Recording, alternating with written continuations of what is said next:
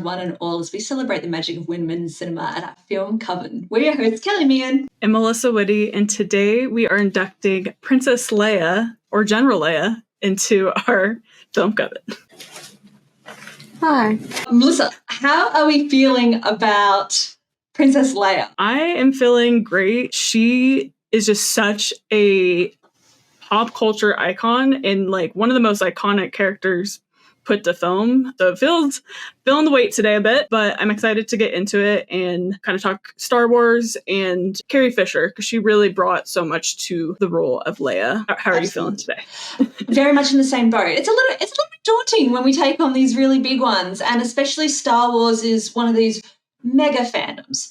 Someone who has grown up really enjoying Star Wars, but maybe not getting into the nitty-gritty of the timeline and all the extended stories, just enjoying it for what I guess you call 9 movies. Definitely growing up with Leia as a presence and being just one of those, as you sort of said, iconic characters that is permeating through pop culture. And it's just, when I was rewatching the original Episode 4, it's the original one. Like, it's just for us old people here, like, let's go with that. It's the original one. Just how nearly every facet of that movie has been parodied in some sort of other pop culture, in TV shows, in books, in movies, all those lines and phrases and everything. It really is just such a staple. And Princess Leia is just one of those universally beloved characters, I think. I'm a princess.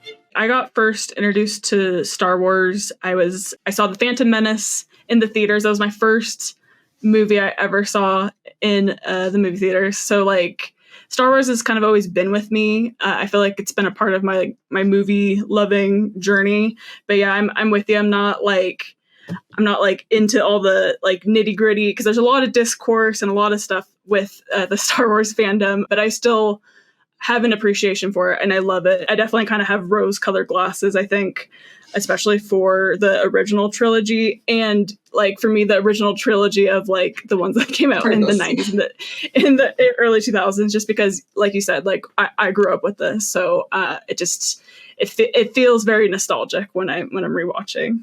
Well, that's a big question. If you came to it from episode 1, how did you then get introduced to Leia? Did you know of Leia before watching that, or had you been able to like hear? Because as Luke, I am your father, as much as that's not the actual quote. No, I am your father. But that is the quote that we know from that gets parodied so much. Like, what was your awareness of Star Wars before seeing that one, and then how did you actually meet Leia? My first ever interaction with Star Wars was The Phantom Menace in theaters. Again, that was like my first movie going experience, so that one definitely has like sentimental value, even though I know it's not like the best movie ever made by any means, but like I still have so much love for it. I grew up with like the original like episode 4, 5, 6. It was like around the same time. It was like I saw The Phantom Menace, and then I felt like right around that time is when I saw episode 4, 5, and 6, because both of my parents really liked Star Wars quite a bit. My mom told me that like one of her favorite memories growing up was seeing The Empire Strikes Back like 10 times in theaters with her friends, which is like such a cool thing to like hear, because it was such a phenomenon. Obviously I wasn't around in the 80s, but just hearing it from my mom and like other adults in my life, like that was just such a big deal to like see it in theaters, and it was everywhere. Absolutely. And I love that it's like the essence of nerd culture really comes through in this. Like you hear about people going back so many times just that they could build their own like flight suits and stuff like that. I love that. I grew up with older cousins, and they had just the biggest influence on everything I love today. So they introduced me to 64 and definitely to Lord of the Rings, and Star Wars was a big one. So I had seen 4, 5, 6 as like it was on in houses, you know, when you would go over and hang out. Like it was just always sort of around.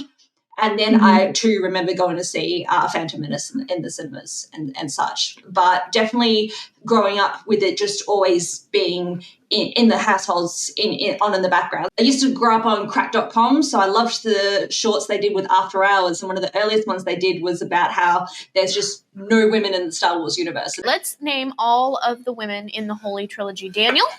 Leia, Beru, Jabba's bluish slave girl, the formerly animatronic, currently CG Max Rebo singer, and woman who gives the rebels their instructions in Return of the Jedi, whatever her name is. This is 2010, 2011, so before we got all 7, 8, 9 and all your extended.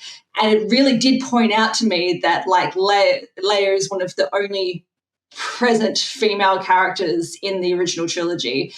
But at least we get this really awesome princess who she's one of those sci-fi icons because she's not only very diplomatic as a princess, but she has something to say. She's just got these characteristics that stick out to you. You know, she takes action. That's the best thing about Leia, is she takes action. She's just authoritative and just plows ahead. It doesn't matter. Let's go through this shower of asteroids. Who cares? Yeah, no, she is such a powerful force to be reckoned with, because I just feel like when you first see her in A New Hope, like she just really takes command with her actions, but also like just her screen presence too with Carrie Fisher. So yeah, I love her fierceness, and she's very powerful. And yeah, that was something that really stood out to me, like rewatching the 4, 5, and 6, was she really is like the only female presence in those movies. And it was interesting, like having that perspective, rewatching the original trilogy, like how much she does have this presence, even though she is maybe the only female in the room or what have you, but she really does, like you said, take control. And I think she's a great leader. We talk about it a lot during this project, that when you're watching specifically for the one character that we're focusing on, it does change a little bit of the experience of the movie, because we're watching it and I'm sort of like, I don't care what Luke's doing right now. Like, he's off on Dagobah with Yoda. I'm like, give me back to Leia. And then like the Leia and Han stuff later on, I'm like, this is what I'm waiting for, because I'm waiting to like look at it through a more critical eye. And it is, I forget that in the first one, she's one of the first characters we get introduced to, because it's all her with Darth Vader at the start. So I love that you really bookends with her a lot, that first movie. So we see her a lot in the start, and then later on when you're trying to rescue her, she's that first and third half is so, she's really pushing the story along, and it's just great. I think Princess Leia is Carrie Fisher. I think Carrie Fisher is Princess Leia. I'm pretty sure she has said that in an interview. I think I am Princess Leia and Princess Leia is me. And I completely agree. Like, I think she brought so much to this role. I really see the fire in Carrie Fisher, and I feel like she really brings that to the Princess Leia character. Didn't want a damsel in distress, didn't want your stereotypical princess, you know, sort of a victim, frightened, incapable of dealing with the situation without the guys.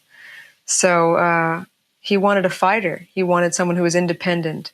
And that's what appealed to me about that part, yeah. Also, just like on a meta level, she very much was like to George Lucas, like, hey, like Leia should be saying like this and that. And she really like helped punch up the script, which Carrie Fisher, kind of her legacy, I feel, is a lot of script kind of writing. Like previously with Sister Act that we talked about, that was one of the movies that she helped punch up that script, and she did that with her character of Princess Leia. I love that there's kind of some, again, taking charge even behind the scenes with Carrie Fisher, with like the production of Star Wars. Will somebody get this big walking carpet out of my way?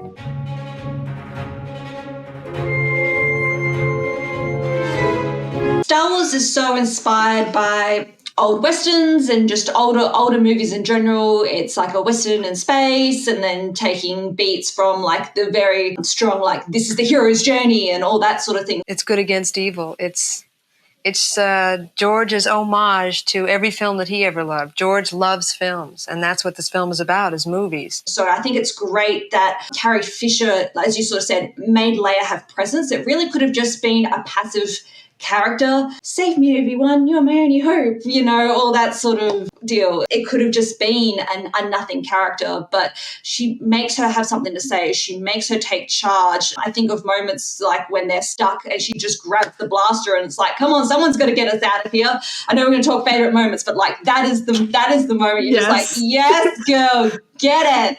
Yeah. And I think a lot of that is that Carrie Fisher fierceness, as you sort of said, that fire really coming through. I also think of so much of the behind the scenes stuff, you're right, has sort of leaked into forefront. So I think of how someone asked her, like, why did Jabba make Princess Leia wear that metal bikini? It's like, well, you just tell them that a giant, horrific, misogynistic slug, you know, made me wear it. I love that. we're all about women promoting women on here, and Carrie Fisher was a huge feminist voice. So I just love that she has blessed us with this character. Yeah, somebody's got to save our skins. Somebody has to save our skins. It's like, oh, it's There it is. And something that I kind of noticed rewatching is like throughout 4, 5, and 6, she kind of the way that she like holds the blaster and like the face that she makes is like really cute, and like I feel like she doesn't really like she's taking charge, being like, hey, we need to like get to business here and like defend ourselves, but like I feel like she doesn't really like know how to like do it at the same time, because she's just like I don't know, she kind of always makes like this little face.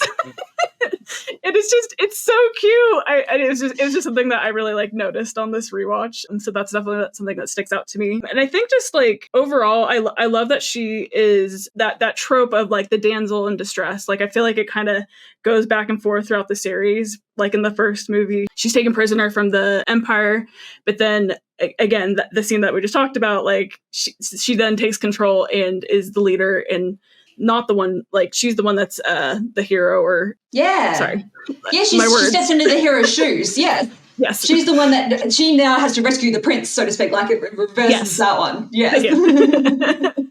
And especially in Return of the Jedi, I feel like that it comes like full circle in that movie, especially with like Han is the prince that needs saving, and I kind of love that they play with that trope. I think the princess with the scoundrel, like it's definitely like this is one of those cliches that have sort of come from this movie. Like you've got a Han and Leia type. Their chemistry is fire. That scene in Empire, you scruffy looking nerve herder, Half-witted, scruffy-looking nerve herder. I think of like their tete-a-tetes are really so good, and I like how you said that. It's Han is the one that then she has to go rescue him, and how can you not talk about like Leia and Han without doing I love you? I know. I love you. I know. I love you. I know. So good. It's on t-shirts, it's everywhere, it's fantastic. But some of her interactions I really love is her and Darth Vader in the first one. Darth Vader, only you could be so bold. The Imperial Senate will not sit still for this. I like that beginning scene, and she's just so composed. And I love that. In the face of danger, she's so composed. I think one of the biggest scenes for me is when the Death Star's going to blow up Alderaan.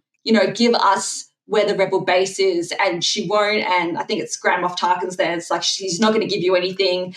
And it's like, fine, we're going to point this at Alderaan. And just like the panic and the sadness on her face as her a whole planet, Melissa, gets blown up. I think Leia's just such a good example of going through hardships and making those hard choices in a time of war. And I think that's why it's so great she gets the title of general later, because she is someone who leads, who makes decisions, who works for the greater good, who can do teamwork, who can delegate. She's just all those best examples of what a leader can be. Yeah, another quote kind of talking about the scene that you just talked about in direction to Tarkin, where she says, like, I thought I smelled your stench. I recognized your foul stench when I was brought on board.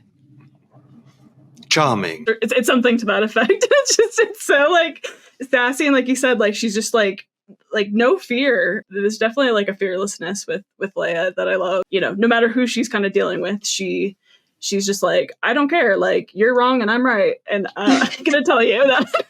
And I just love that like attitude with her. I think a moment that really sticks out to me is in Return of the Jedi with the Ewoks.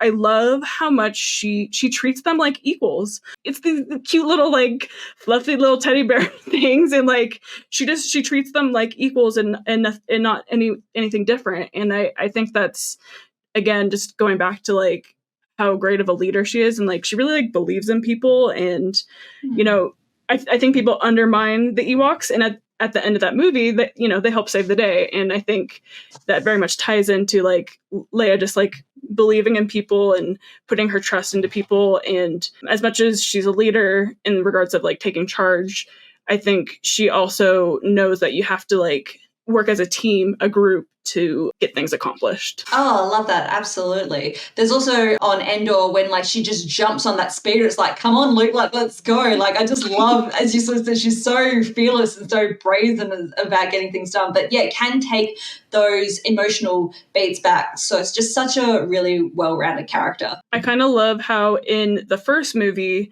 Han, is the one that's saving Leia, and it's definitely out of like greed and kind of these selfish motivations. And then I love how it's like transposed with in Return of the Jedi. Leia saves Han, and it's through love, and it's not through these like selfish like motivations. And I kind of love the juxtaposition there between kind of those two, again, like you said, bookending kind of moments. You'd like it back in your cell, Your Highness. Someone who loves you. On the Jabba thing, like we talked about it, I always think of Friends as like Princess Leia in the gold bikini, like very much the fantasy of that all.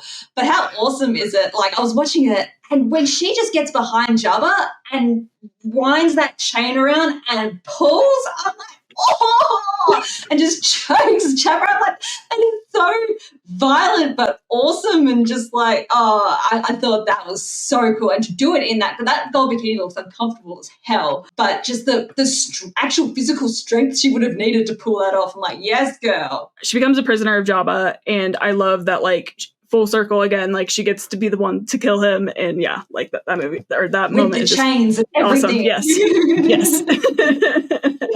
One last moment that is kind of coming to mind is in The Empire Strikes Back when she's giving that like military briefing and it's just like she's the only woman, and she's like kind of talking to all the rebels in that group. It very actually gave me Silence of the Lambs, with like how Jodie Foster's like the only woman, and again she's very like like a powerful force. Like it just, I don't know, there was like a connection there on this rewatch where I was like, I love how it's like emphasizing her leadership skills in that scene. One of our favorite things to talk about on the show is costumes, and Leia goes through heaps of them.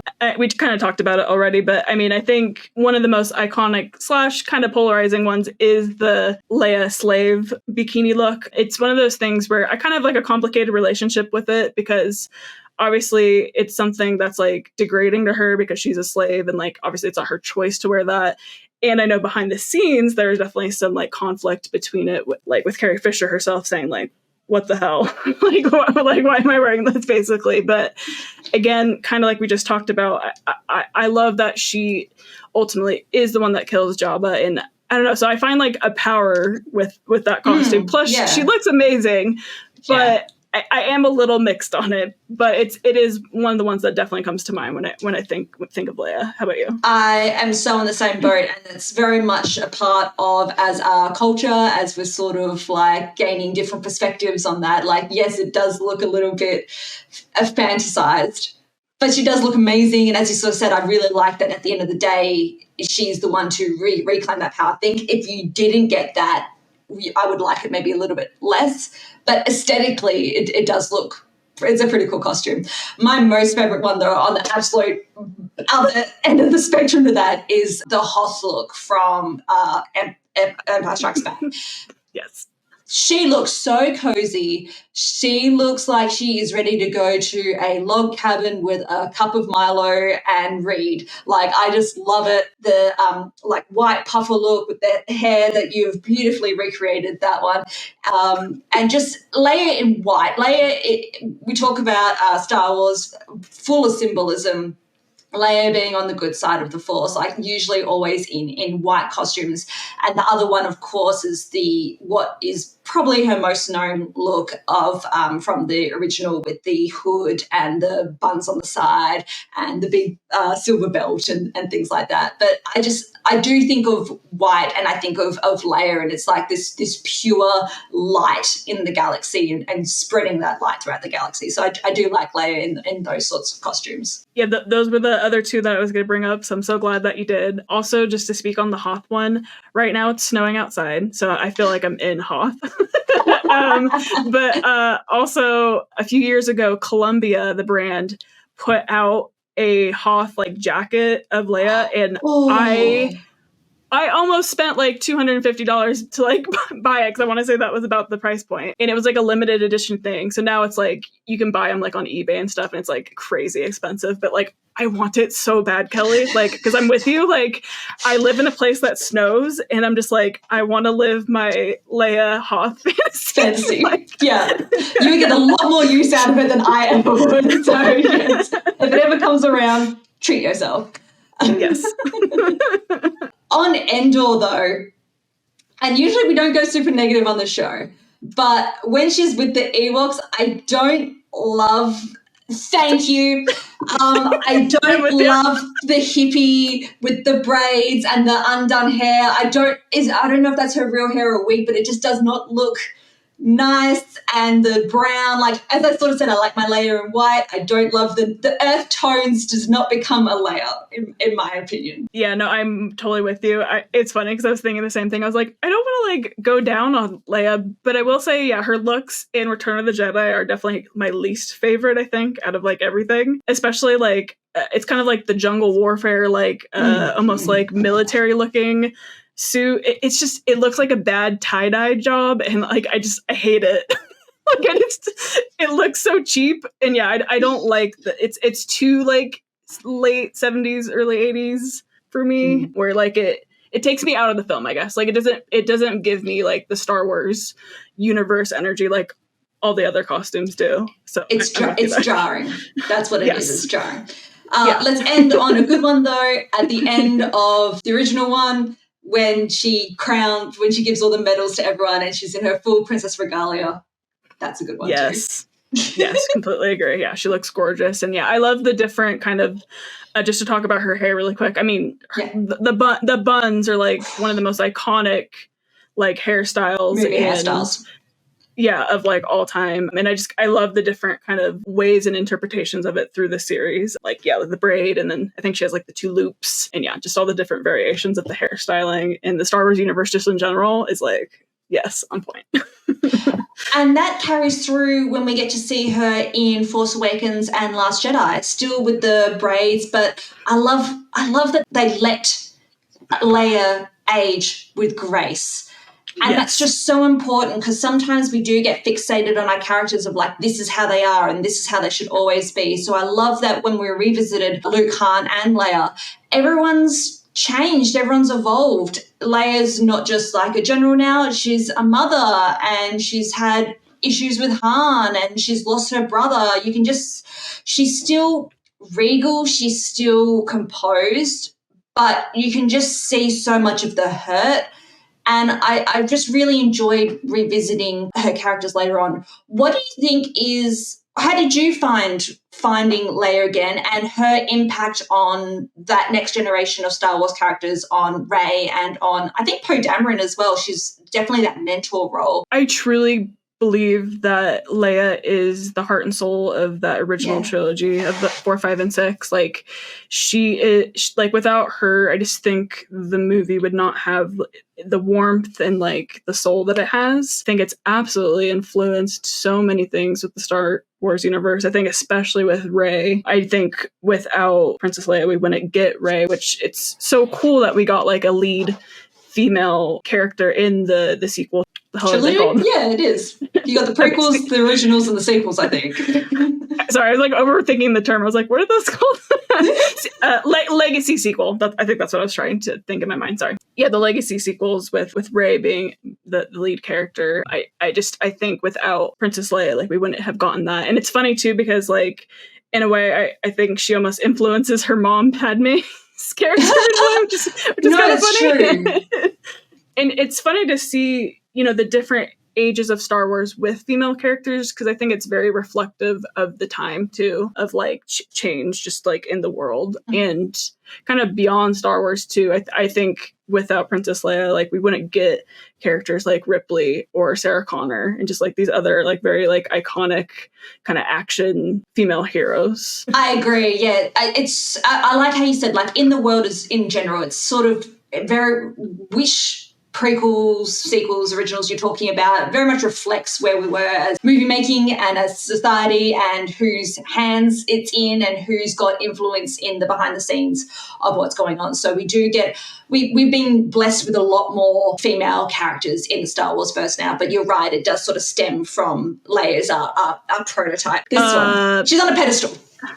Leia's a bit on a pedestal, like, and everyone's a little bit derived from the Leia DNA, which is just cool to see that when we did get her to come back, as we sort of said, she did have that mentorship with both Rey, and then I love in Last Jedi.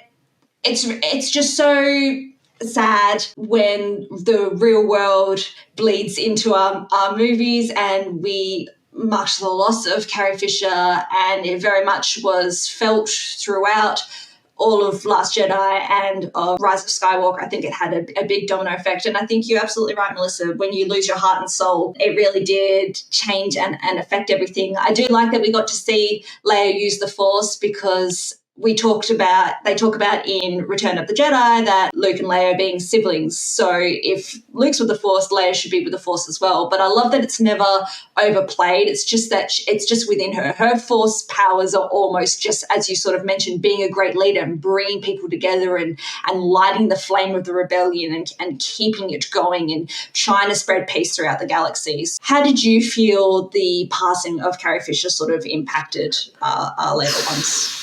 Yeah.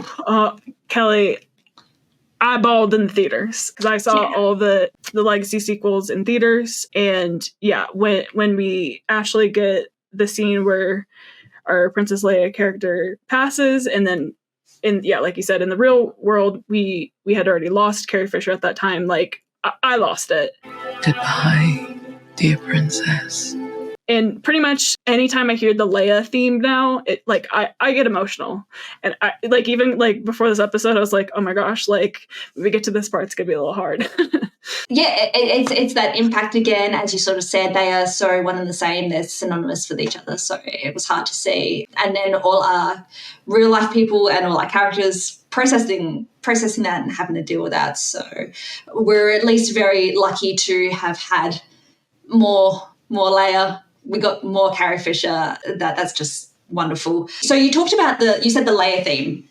And that's what I find really interesting as well, is that Leia is one of those central characters that really does connect with a lot of other people. So it's the leitmotif is Luke and Leia. And when I'm rewatching the original one, you hear that do, do, do, do, do, and it's those two tied together. How do you find the Luke and Leia relationship? It is interesting, The Empire Strikes Back, that kiss, it's a little awkward, obviously, on a rewatch. I was just like, ooh, I kind of forgot about this. It doesn't age great, It almost feels like was the intention in the original script to have them be like a love interest, or was it all really planned along to be brother and sister? It's hard to say. I don't know. I don't know the true answer to that, but it is something that's interesting, where it's it kind of feels like they maybe went a different direction, but I don't know for sure. But it very taps into some Freudian things and Shakespearean kind of things for sure. but I think taking a step back, but on that piece of it, I do find their relationship very, very lovely, and I feel like there's just always been a love for Luke from Leia, and maybe that's because it was more of this brotherly connection. Just I feel like she's always believed kind of in him and his life path. I love the kinship. It gives me very Harry Hermione, where you're sort of supporting, that's your. It's so funny because I did not realize it wasn't until Jedi that they revealed that they are siblings. My sister has it. It's you, Leia. He's my brother. Because now you go in looking, rewatching again, knowing.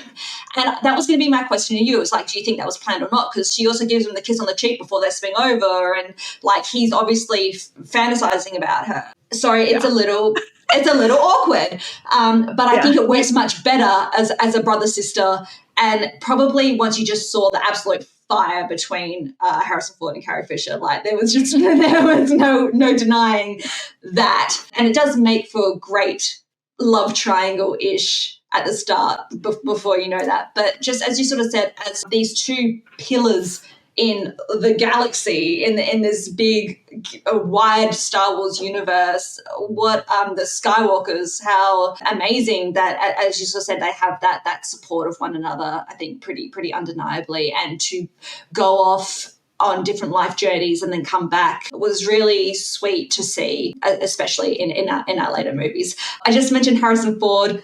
What are your thoughts on the Leia Han relationship? Because I'm watching this, I'm like, this is great. It's not great, but it's great.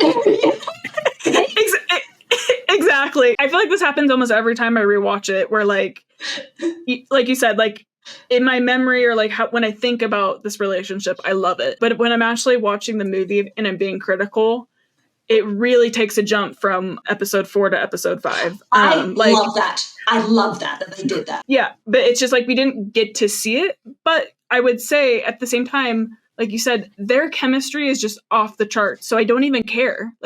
Like as much as like I didn't get to see that build up really, I just don't even care, because like they're just fire together. They actually, like on this rewatch, was very much reminding me of Danielle and Henry from Ever After, like how they challenge each other a bit. Yeah. Like I was definitely like thinking about that on this rewatch. And yeah, I love that they make each other better, because I feel like Han brings out a vulnerability in Leia, because I think Leia just naturally wants to not have feelings cloud her judgment, because she's a leader and she wants to take care of business. And I think Han really brings that out of her. And then on the flip side, I think Leia really helps Han become less selfish and become more loving and maybe shift his perspective. And so I love their relationship. And I kind of love that it doesn't work out between them. And you kind of maybe know that too, where it's like maybe it was this hot, fiery romance that just it does maybe fizzle out in time. But I think in the Legacy sequels, there's still like a love between them. Absolutely. And it's really beautiful to see. There's still a love there, and we haven't mentioned it yet, but Kylo Ren or Ben Skywalker is like obviously a big part of that. Of this fractured family is a big driving force of these later movies as well. But I like how you said, like, she just needs a scoundrel to let those hair buttons down. Like, that's just what it is. Yes. So Melissa, we chose Princess Leia. It's May the 4th. It's also kicking off our month of intergalactic, and we thought, what better way to represent the first lady of the galaxy? So, in your opinion, what sort of legacy does Leia leave behind for Star Wars, for science fiction, for movies, and how has she influenced just a generation of characters? I think Princess Leia was one of the first really powerful kind of action heroes that we got to see on screen that was a female. You know, she was doing combat and a leader and all these things, and I don't think that had ever really been seen before on film, at least not in a very like widespread way like Star Wars was. Like Star Wars is and was a phenomenon. It is huge. It's larger than life at this point. So again, I think with her being that heart and soul of the original trilogy, it's influenced so many things at this point. Carrie Fisher as well, like just her involvement in making that character of Princess Leia, of like improving the script and just being that voice of a feminist icon. I think Princess Leia's influence on cinema is just, it's like I'm a bit speechless. Like like it's hard to even quantify really. I think she's just made such an impact on so many levels. She's a character that is just the full package. She's just a completely complex, thought out character, and she carries weight. She has gravitas, and she is leaving a legacy, as you sort of said, with all these sci-fi action heroines that we get to see then. And again, even on the Star Wars universe, as we sort of said, a lot of it is derived from the Leia character and from Carrie Fisher's input into that. The costumes, the quotes, the scenes, she's just got it all. And what a great role model we got to have sort of growing up. If you got to play act with your friends as Leia, like, awesome. So this is one that's going to hang around for ages. I'm so glad we got to talk about her today. Melissa, where can people find us? Yes, you can find us all over. We're on X, Instagram, TikTok, Letterboxd. Make sure, if you're new here, to subscribe. Everyone, stay magical, and may the 4th be with you.